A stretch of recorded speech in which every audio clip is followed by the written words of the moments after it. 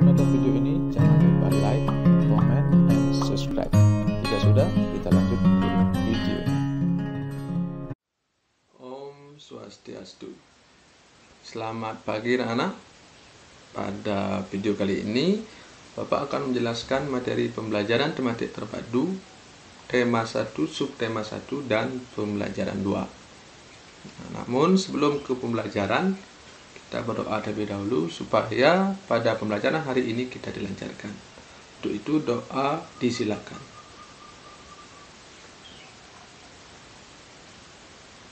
Doa selesai. Baik anak-anak, sebelum ke materi pembelajaran, terlebih dahulu Bapak akan menjelaskan apa tujuan pembelajaran pada hari ini. Jadi tujuan pembelajarannya,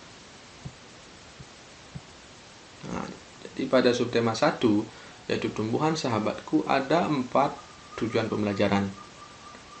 Jadi yang pertama, itu setelah mendiskusikan cerita, siswa mampu menemukan 3 contoh pelaksanaan sila pertama dan kedua dari sila Pancasila dalam kehidupan sehari-hari dengan benar. Kemudian yang kedua, setelah berdiskusi, siswa mampu menerapkan 2 kegiatan yang sesuai dengan sila pertama dan kedua dari sila Pancasila dalam kehidupan sehari-hari dengan benar. Kemudian yang ketiga, setelah mengamati berbagai contoh patung Nusantara, siswa mampu menyebutkan berbagai patung dan cara pembuatannya serta keterampilan yang dibutuhkan. Kemudian yang terakhir, dengan menggunakan bahan tanah liat, lilin malam, atau adonan plastisin, siswa mampu membuat model patung dengan baik. Jadi itu 4 tujuan pembelajaran pada pagi hari ini. Kemudian kita lanjut ke materi pembelajaran. Nah, yang pertama, ada penerapan sila pertama dan kedua Pancasila dalam kehidupan sehari-hari. Nah, kita perhatikan, sila pertama Pancasila itu mengandung makna bahwa bangsa Indonesia itu bertakwa kepada Tuhan Yang Maha Esa. Nah, adapun berikut nilai-nilai yang terkandung dalam sila pertama Pancasila. Yang pertama, ada bertakwa kepada Tuhan Yang Maha Esa. Kemudian yang kedua, mensyukuri segala yang ada di alam semesta. Nah, yang ketiga, mengakui kebebasan memeluk agama serta menghormati dan saling menjaga kerukunan antar pemeluk agama. Jadi itu 4 nilai-nilai yang terkandung dalam sila pertama Pancasila. Lanjut. Nah, kemudian sila kedua Pancasila. Di pada sila kedua Pancasila ini mengandung makna adanya pengakuan terhadap persamaan derajat. Jadi garis besarnya itu persamaan derajat antar sesama manusia dan bahwa setiap warga negara memiliki hak dan kewajiban. Jadi persamaan derajat antar sesama manusia dan persamaan derajat bahwa setiap warga negara memiliki hak dan kewajiban. Jadi itu makna sila kedua Pancasila. Nah, kemudian berikut nilai-nilai yang terkandung dalam sila kedua Pancasila. Nah, yang pertama itu ada mengakui persamaan derajat antar sesama manusia. Kemudian yang kedua, mengakui persamaan hak dan kewajiban antar warga negara. Kemudian yang ketiga, mengembangkan sikap tenggang rasa. Kemudian yang keempat, saling menyayangi sesama manusia. Kemudian yang terakhir, gemar melakukan kegiatan kemanusiaan.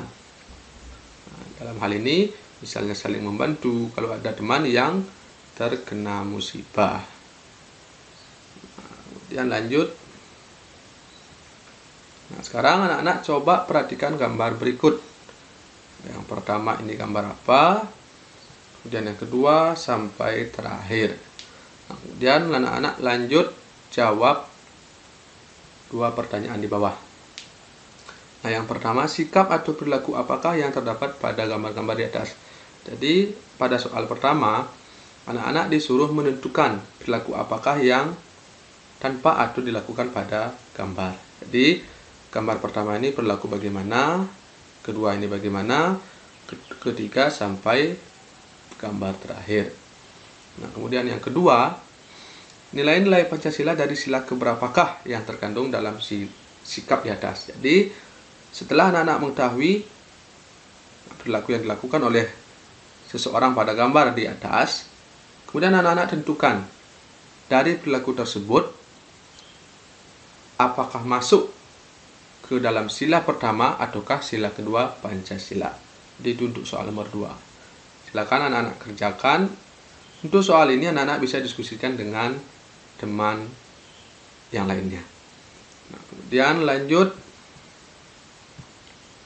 Nah, jadi setelah memahami makna atau nilai-nilai yang terkandung dalam sila pertama dan kedua, sekarang Bapak ajak anak-anak untuk mengenal karya seni patung. Nah, sebelum mengenal karya seni patung, anak-anak harus tahu dulu apa itu patung. Jadi patung adalah karya seni 3 dimensi yang meniru bentuk manusia, hewan, tumbuhan, ataupun benda yang dibuat menggunakan teknik tertentu. Nah, kemudian lanjut. Nah, setelah anak-anak mengetahui apa itu patung atau pengertian dari patung, nah, sekarang Bapak akan jelaskan fungsi dari patung. Nah, yang pertama itu sarana ibadah untuk agama-agama tertentu. Misalnya pada agama Buddha terdapat patung Buddha, kemudian pada Hindu ada patung Dewa Brahma, kemudian Dewa Wisnu dan sebagainya. Nah, kemudian yang kedua, mengenang jasa pahlawan atau peristiwa bersejarah suatu bangsa. Nah, jadi mengenang jasa pahlawan ini, misalnya anak-anak kalau sering ke kota, di perempatan jalan atau pertigaan biasanya anak-anak banyak sekali menemukan patung-patung pahlawan. Jadi misalnya patung Jenderal Sudirman, ada patung Soekarno. Jadi beliau itu merupakan pahlawan kemerdekaan yang patut kita kenang melalui atau lewat patung yang dibuat itu. Kemudian yang ketiga, pelengkap konstruksi bangunan. Nah, misalnya ada bangunan yang di depan atau di belakang itu menggunakan patung sebagai pelengkap. Kemudian yang keempat, penghias bangunan, taman. Nah, misalnya di taman banyak sekali kita lihat ada patung, misalnya patung orang sedang memegang misalnya alat kebersihan, kemudian ada patung hewan, misalnya ada angsa atau bebek, di mulutnya terdapat air mancur. Nah, jadi seperti itu. Itu juga gunanya untuk menghias bangunan atau taman. Nah, kemudian yang kelima, jadi fungsi patung itu dapat dinikmati keindahan bentuknya. Jadi banyak sekali patung-patung yang ada, terutama di Indonesia, memiliki banyak sekali nilai seni yang tinggi. Jadi nilai seni itu bisa kita nikmati dengan melihat atau memandang patung itu sendiri. Jadi itu 5 fungsi patung sesuai dengan definisi masing-masing. Ada sebagai sarana ibadah, pengenang jasa pahlawan dan sebagainya. Nah, kemudian lanjut. Nah, berikut ada 10 patung bersejarah di Jakarta. Jadi yang pertama ada Monas, kemudian ada patung Selamat Datang, ada patung Dirgantara, patung Jenderal Sudirman. Jadi ini merupakan salah satu patung yang fungsinya untuk mengenang jasa para pahlawan sesuai dengan fungsi patung yang nomor 2. Kemudian ada patung Arjuna Wijaya, kemudian ada patung pahlawan, kemudian patung pemuda membangun, patung pembebasan Irian Barat, patung Pangeran Diponegoro, dan yang terakhir Tugu Proklamasi. Itu 10 patung yang bersejarah di daerah Jakarta. Kalau di daerah, misalnya di Kabupaten Klungkung, juga banyak sekali ada patung. Ada di perempatan ke anak-anak ke bypass, sana juga ada perempatan, ada patung istri Kanye atau pahlawan atau pengelingsir atau pengelingsir dulu yang dihormati di Kabupaten Klungkung. Kemudian di dekat Kertegose atau Taman Kertegose, anak-anak juga bisa melihat ada patung Catur Muka. Nah, jadi Catur Muka itu patung yang memiliki 4 kepala yang mengarah ke masing-masing penjuru mata angin. Ada utara, barat, selatan, dan timur. Jadi itu beberapa patung yang ada di Kabupaten Klungkung. Nah, kemudian selanjutnya, setelah anak-anak memahami materi baik makna dan nilai-nilai yang terkandung dalam Pancasila sila pertama dan kedua. Kemudian ada mengenal patung dan beberapa fungsi patung.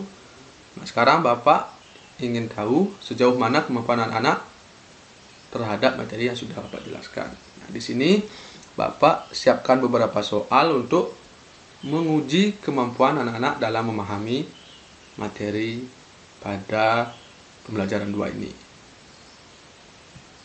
Nah, ini soalnya. Yang pertama itu jelaskan makna sila pertama Pancasila.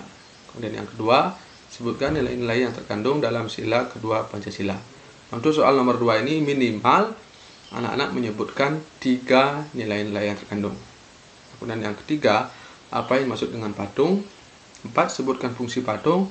Dan yang terakhir, apa nama patung pada gambar di bawah ini. Jadi anak-anak perhatikan gambar di bawah. Nih, kemudian anak-anak tentukan apa nama dari patung tersebut. Silakan anak-anak buat tugas ini di buku latihan. Kemudian anak-anak kumpul pada chat pribadi Bapak atau WA Bapak. Karena sekarang kita belajar secara online pada situasi pandemi COVID-19 ini. Nah, jadi demikian yang dapat Bapak sampaikan. Semoga video ini membantu, dan akhir kata Bapak ucapkan terima kasih. Om Santi Santi Satyo.